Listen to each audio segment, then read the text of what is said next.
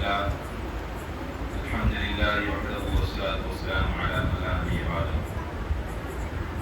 கணியத்திற்குரிய இல்லாமல்ல அல்லாஹ் ஜல்லஷானஹு வ தஆலாவின் நல்லடியார்களே, அல்லாஹ்வுடைய மாபெரும் கிருபையினால் உபரியான இந்த வழக்கத்தை நிறைவேற்றிவிட்டு நாம் இங்கு ஒன்று கொண்டிருக்கின்றோம். இந்த நேரத்திலே நமக்கு இந்த இஸ்லாமினும் அருட்கொடையை தந்த ஏக வல்லோனை போற்றி புகழ்ந்தவனாகவும் நமக்கு நேர வழிகாட்டியாக அனுப்பப்பட்ட இன்பரமான ரசூல் கரீம் ஸல்லல்லாஹு அலைஹி வஸல்லம் அவர்கள் மீதும் அன்னாரின் குடும்பத்தார்கள் மீதும் தாபிஈன்கள், தபா தாபிஈன்கள்,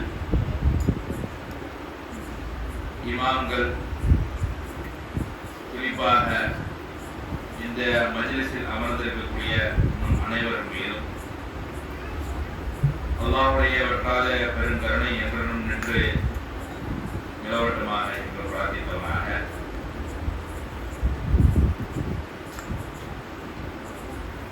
இன்றைய சிறிய உரையை ஆரம்பம் செய்யும்.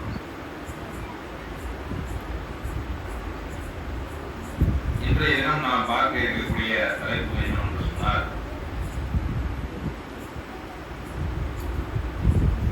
இஸ்லாத்தின் பார்வையில் குழந்தை வளர்ப்பு என்கிற தலைப்பின் கீழாக சில முக்கியமான விஷயங்களை பற்றி நாம் பார்க்க இருக்கின்றோம். நபிகள் நாயகம் ஸல்லல்லாஹு அலைஹி வஸல்லம் அவங்க சொல்றாங்க, ஒவ்வொரு குழந்தையும் பிறக்கும் பொழுது இயற்கை மார்க்கமான இஸ்லாத்தில் தான் பிறக்கின்றது. ஆனால் அவர்களது பெற்றோர்கள் தான் அந்த குழந்தைகளை முஸ்லிமாகவோ அல்லது காஃபிராகவோ அல்லது நெருப்பு வணங்கியராகவோ அவர்களை மாற்றி விடுகின்றார்கள் என்று நபிகள் நாயகம் ஸல்லல்லாஹு அலைஹி வஸல்லம் சொல்றாங்க. எந்த குழந்தையாக இருந்தாலும் அது பிறக்கும் பொழுது ஒரு நல்ல அழகான ஒரு குழந்தையாகத்தான் அல்லாஹ் ரப்பல் ஆலமீன் நமக்கு தருகின்றார். ஆனால் அந்த குழந்தைகளை யார் பொறுப்பெடுத்துக் கொள்வது, அந்த குழந்தைகளுக்கு நாம் செய்ய வேண்டிய கடமைகள் என்ன என்பதை யார் உணர வேண்டும் என்று சொன்னால், அவர்களை பெற்றெடுத்த பெற்றோர்களும் அந்த குடும்பத்தினரும் தான் அதற்குண்டான முழு பொறுப்புகளையும் எடுத்துக்கொள்ள வேண்டும். அதிலும் குறிப்பாக இஸ்லாமிய மார்க்கம் இந்த குழந்தை வளர்ப்பை பற்றி என்ன சொல்கிறது என்று சொன்னால், ஒக்குள்ளுக்கும் ராணின் ஒக்குள்ளுக்கும் மஸ்ஊலுன் அன் ரஅய்யதிஹி, உங்களில் ஒவ்வொருவரும் பொறுப்பாளர்களே, அந்தந்த பொறுப்புகளை பற்றி நீங்கள் விசாரிக்கப்படுவீர்கள் என்று நபிகள் நாயகம் ஸல்லல்லாஹு அலைஹி வஸல்லம் அவங்க சொல்றாங்க.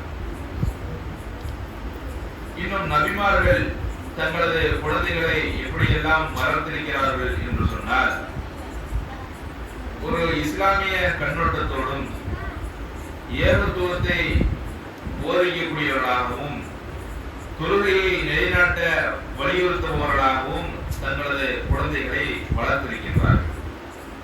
மேலும் ஈமானை அந்த குழந்தைகளுக்கு சொல்லிக் கொடுத்து வளர்த்திருக்கின்றார்கள். உதாரணத்திற்கு சொல்வதாக இருந்தால்,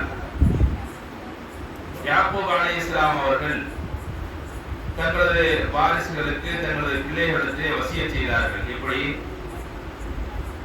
யா பனிய இன்னல்லாஹ் அஸ்தஃபா லக்குமுத்தீன், என் அருமை மக்களே, இன்னல்லாஹ் அஸ்தஃபா லக்குமுத்தீன், அல்லாஹ் உங்களிடமிருந்து இந்த மார்க்கத்தை ஏற்றுக்கொண்டு விட்டான். ஃபலா தமூத்துன்ன இல்லா வ அன்தும் முஸ்லிமூன், நீங்கள் முஸ்லிம்களாகவே தவிர மரணித்து விட வேண்டாம். இந்த உலகத்தில் நீங்கள் இப்பொழுது முஸ்லிம்களாக இருக்கின்றீர்கள், ஆனால் எனது கண்ணுக்கு பிறகு நீங்கள் எப்படி மாறுவீர்கள் என்று எனக்கு தெரியாது. ஆனால் உங்களது மரணம் எப்படித்தான் இருக்க வேண்டும், முஸ்லிமாகத்தான் இருக்க வேண்டும்.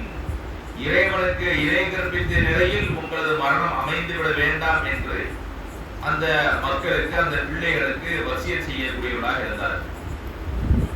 அதற்குத்தான் அல்லாஹ் ரப்பல் ஆலமீன் இன்னொரு சொல்லி காட்டுகின்றான், ووصى بها إبراهيم وبنيه ويعقوب இப்ராஹிம் அலைஹிஸ்ஸலாம் அவர்களும் யாக்கூப் அலைஹிஸ்ஸலாம் அவர்களும் இதைத்தான் தங்களது பிள்ளைகளுக்கு போதித்ததாக திருக்குர்ஆன் நமக்கு சொல்லி காட்டுகிறது. அதே நேரம் லுக்மான் அலைஹிஸ்ஸலாத்து வஸ்ஸலாம் அவங்க என்ன சொல்றாங்க? யா புனைய லா துஷ்ரிக் பில்லாஹ், எனதருமை மகனே, இறைவனுக்கு நீ இணை கற்பித்து விடாதே. இந்த ஷிர்க லதுல்முன் அலீம், நிச்சயமாக இறைவனுக்கு இணை கற்பிப்பது மிகப்பெரிய அநியாயமாகும். அல்லாஹ்வுடைய பார்வையில் அதுதான் நம்பர் 1 பாவம். மற்ற பாவங்கள் எல்லாம் 2, 3, 4 அந்த கேட்டகரியில் வரும். இறைவனத்திலே நம்பர் 1 பாவமாக எது பார்க்கப்படுகிறது என்று சொன்னால் இணை வைத்தல். அல்லாஹ்விற்கு இணையாக ஒரு பொருளை கருதுவதோ, ஒரு நபரை எண்ணுவதோ, ஒரு இறைவனுக்கு இருக்கக்கூடிய ஆற்றல் போன்று வேற ஒரு நபருக்கு இருக்கிறது என்று எண்ணுவதோ, அதுதான் இறைவனுக்கு இணை கற்பித்தார். அதே நேரம் லுக்மான் அலைஹிஸ்ஸலாத்து வஸ்ஸலாம் அவர்கள் தங்களது பிள்ளைகளுக்கு சொல்லும் பொழுது எப்படியெல்லாம் சொல்லிக் கொடுக்கிறார் என்று சொன்னால், யா புனைய, என் அருமை மகனே, இன்னஹா இன் தகு மிஸ்கால ஹப்பத்தின் மின் ஹர்தலின் ஃபதகுன் ஃபீ ஸஹரத்தின் அவ் ஃபிஸ் ஸமாஇ அவ் ஃபில் அர்த் யஅதி பிஹல்லாஹ் இன்னல்லாஹ லதீஃபுல் ஹபீர். அல்லாஹ்வுடைய வல்லமையை பற்றி போதிக்கிறான். என் அருமை மகனே, இன்னஹா இன் தகு மிஸ்கால ஹப்பத்தின், ஒரு அணுவை விட, கடுகை விட ஒரு பொடியான ஒரு பொருளை நீ கடலில் போட்டாலும் சரி, அல்லது வானத்தில் போட்டாலும் சரி, பூமியில் நீ எங்கு போட்டாலும் சரி, அல்லாஹ், அல்லாஹ் அதை கொண்டு வந்து விடுவான். அல்லாஹ்விடமிருந்து எந்த ஒரு பொருளும் மறைந்து விடாது. அல்லாஹ்விடமிருந்து யாராலும் எந்த ஒரு பொருளையும் மறைத்து வைக்க முடியாது என்று அந்த பிள்ளைகளுக்கு சொல்வதாக திருக்குர்ஆன் இந்த வசனங்களை எல்லாம் சொல்லுகிறது. அதே நேரம் அதே லுக்மான் அலைஹிஸ்ஸலாம் எப்படி சொல்றாங்க அப்படின்னா, யா புனைய, என் அருமை மகனே, அக்மிஸ் ஸலாத்த, நீ தொழுகையை நிலைநாட்டுவீராக, ஓமர் பில் மஅரூஃபி, நன்மையை ஏவுவீராக, வன்ஹ அனில் முன்கரி, தீமையை தடுப்பீராக, வஸ்பிர் மா அலா மா அஸாபக், அதிலே உனக்கு சிறிய துன்பங்கள் ஏற்பட்டாலும் அதை நீ பொறுத்துக் கொள்வீராக. இன்ன தாலிக மின் அஸ்மில் உமூர், நிச்சயமாக காரியங்களில் மிக உறுதியான காரியம் இதுதான், இந்த ஒரு காரியம்தான். எந்த காரியம்? தொழுகையை நிலைநாட்டுவதும், நன்மையை ஏவுவதும், தீமையை தடுப்பதும், அதில் ஏற்படக்கூடிய சிரமங்களை, சங்கடங்களை பொறுத்துக் கொள்வதும், இதுதான் உறுதியான ஒரு காரியம் என்று லுக்மான் அலைஹிஸ்ஸலாத்து வஸ்ஸலாம் அவர்கள் தங்களது பிள்ளைகளுக்கு சொல்லி வருவதாக பார்க்கிறோம். அப்படி சொல்லி வருவதால் தான் இப்ராஹிம் நபி அலைஹிஸ்ஸலாத்து வஸ்ஸலாம் அவர்களது மகன் இஸ்ஹாக் அலைஹிஸ்ஸலாம் அவர்கள் எப்படி அல்லாஹ்வுடைய அந்த தூதர் இப்ராஹிம் அலைஹிஸ்ஸலாம் அவர்கள் தனது மகன்கிட்ட கேட்கிறாங்க. எப்படி கேட்கிறாங்க? யா புனைய, என் அருமை மகனே, இன்னி அரா ஃபில் மனாமி அன்னி அஸ்பஹுக ஃபன்துர் மாதா தரா, நான் இறைவனுக்காக உன்னை அறுத்து பலியிடுவது போல் கனவு கண்டேன், அதை பற்றி நீ என்ன கருதுகிறாய், என்ன நினைக்கிறாய் அப்படின்னு கேட்கும் பொழுது அதற்கு இஸ்ஹாக் அலைஹிஸ்ஸலாம் அவர்கள் சொன்ன பதில் என்ன தெரியுமா? கால சதஜிதுனி இன்ஷா அல்லாஹு மினஸ் ஸாபிரீன், அல்லாஹ் நாடினால் இதை நீங்கள் பொறுமையாளர்களில் ஒருவனாக காண்பீர்கள். நீங்கள் எதை கனவு கண்டீர்களோ அதை நீங்கள் செய்யுங்கள், அதற்கு நான் தயாராக இருக்கின்றேன் என்று அல்லாஹ்விற்காக வேண்டி தன்னையே அர்ப்பணிப்பதற்காக வேண்டி இப்ராஹிம் அலைஹிஸ்ஸலாத்து வஸ்ஸலாம் அவர்களது மகன் முன்வந்தார். எதனால் அவர்களால் இப்படி முன்வர முடிந்தது என்று சொன்னால், அவர்களால் இப்ராஹிம் அலைஹிஸ்ஸலாம் அவர்கள் அப்படி வளர்த்திருக்கின்றார்கள், அதனால் அவர்களால் அப்படி முன்வர முடிந்தது. அதே இப்ராஹிம் அலைஹிஸ்ஸலாம் அவர்கள் தங்களது பிள்ளைகளை பராமுகமாக வளர்த்திருந்தால் இது போன்ற ஒரு பதிலை அவர்களிடத்திலே எதிர்பார்த்திருக்க முடியாது. மாறாக இந்த உலகத்தில் நான் வாழ வேண்டும் என்ற ஒரு ஆசை அவருக்கு வந்திருக்கும். ஆனால் இப்ராஹிம் அலைஹிஸ்ஸலாம் அவர்கள் இந்த மார்க்கத்தை புகுத்தி வளர்த்ததன் காரணமாக மிகவும் அழகான முறையிலே ஒரு பதிலை அளித்தார்கள். இப்ப நாம இதையெல்லாம் நபிமார்கள் தங்களது பிள்ளைகளுக்கு சொல்லிக் கொடுத்த வளர்ப்பு முறை.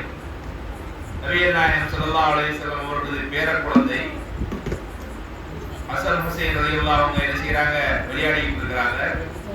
அப்ப கஜானா பொருள்களிலிருந்து, சதகா பொருளிலிருந்து ஒரு பேரிச்சம்பழத்தை எடுத்து அந்த சிறு குழந்தை வாயில வைக்கிறாங்க.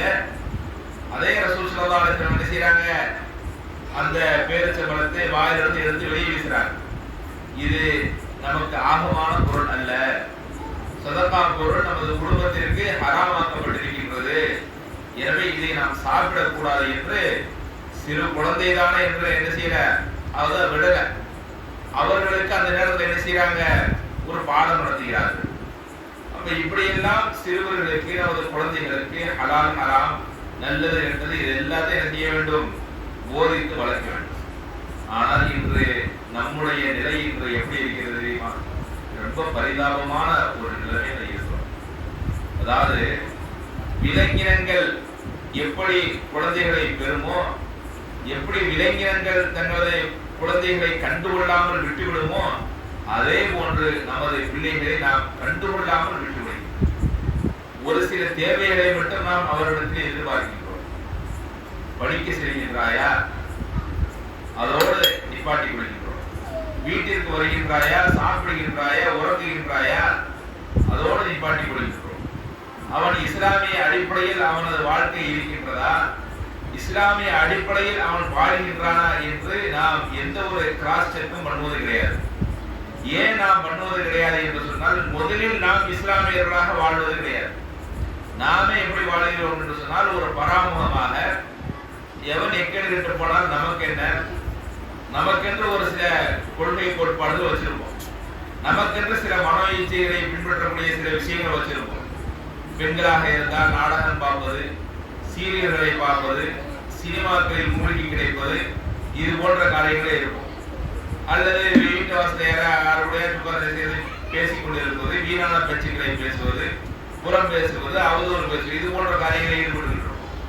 அப்ப கடைசியில் என்னாகும், இது போன்ற காரியங்களில் நாம் வேகமாக இருப்பதன் காரணமாக நமது பிள்ளைகள் எப்படி வளர்கிறார்கள் என்கிற ஒரு கண்ணோட்டத்தை அவர்கள் மீது கண்காணிப்பு செலுத்தாமல் நாம் போய்விடுகின்றோம்.